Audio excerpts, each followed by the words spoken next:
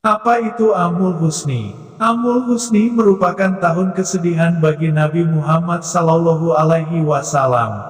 Pasalnya, pada saat itu Nabi Muhammad ditinggal wafat oleh dua orang terkasih dalam hidupnya, yaitu istrinya, Sayyidah Khadijah dan pamannya, Abu Talib.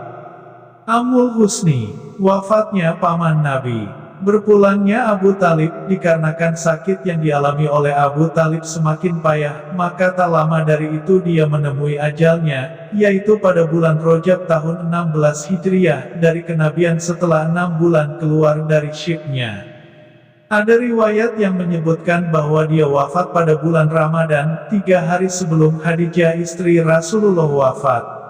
Dalam kitab As-Sahih, dari Said bin Al-Musayyib disebutkan bahwa ketika Abu Talib di detik-detik terakhir hidupnya, Nabi Shallallahu Alaihi Wasallam mengunjunginya, sementara di sisinya sudah berada Abu Jal.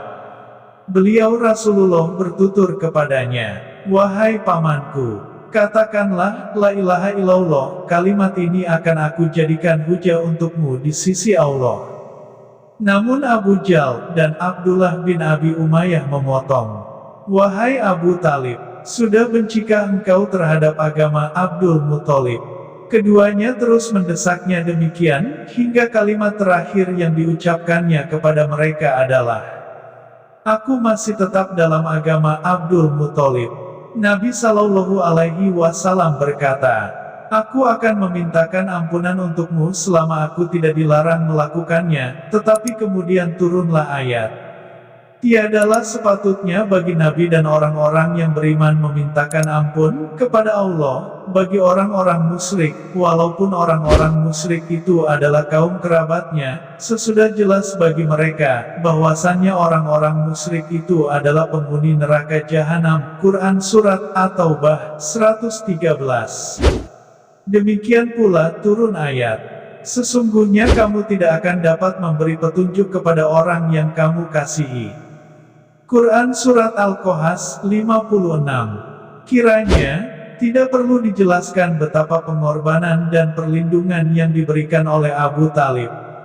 Dia adalah benteng, tempat berlindungnya dakwah Islamiyah dari serangan para pembesar dan begundal Quraisy. Akan tetapi sayang, dia tetap memilih agama nenek moyangnya, sehingga sama sekali tidak membawanya meraih kemenangan.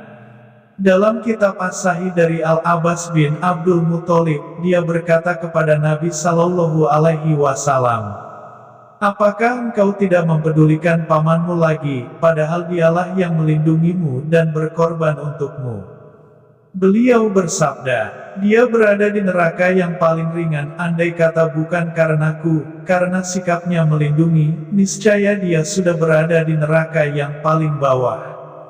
Dari Abi Said Al-Khudri, bahwasanya dia mendengar Nabi Shallallahu Alaihi Wasallam bersabda, "Semoga saja syafaatku bermanfaat baginya pada hari kiamat." Lalu dia ditempatkan di neraka paling ringan, yang ketinggiannya mencapai 2 mata kaki saja. Ada riwayat yang menyebutkan bahwa ketika beliau mengucapkan itu, pamannya berada di sisinya. Amul Husni, wafatnya Khadijah Al-Kubra. Khadijah berpulang ke rahmatullah setelah 2 bulan, atau 3 bulan dari wafatnya Abu Talib. Ummul Mukminin, Khadijah Al-Kubra pun wafat. Tepatnya, pada bulan Ramadan tahun 10 Hijriah dari kenabian, dalam usia 65 tahun, sedangkan Rasulullah ketika itu berusia 50 tahun. Sosok Khadijah merupakan nikmat Allah yang paling agung bagi Rasulullah. Selama seperempat abad hidup bersamanya, dia senantiasa menghibur di saat beliau cemas, memberikan dorongan di saat-saat paling kritis, menyokong penyampaian risalahnya, ikut serta bersama beliau dalam rintangan yang menghadang, jihad dan selalu membela beliau baik dengan jiwa maupun hartanya. Untuk mengenang itu, Rasulullah bertutur, "Dia telah beriman kepadaku, saat manusia tidak ada yang beriman, dia membenarkanku di saat manusia mendustakan, dia memodaliku dengan hartanya di saat manusia tidak menahannya. Allah mengaruniaiku anak darinya saat Allah tidak memberikannya dari istri yang lainnya."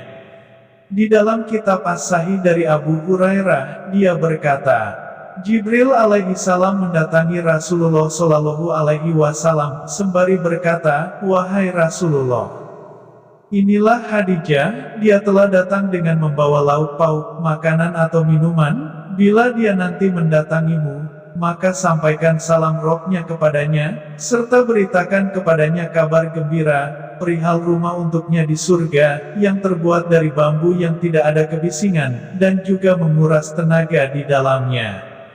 Masya Allah, amin amin, ya Rabbal Alamin, wassalam, semoga bermanfaat, amin.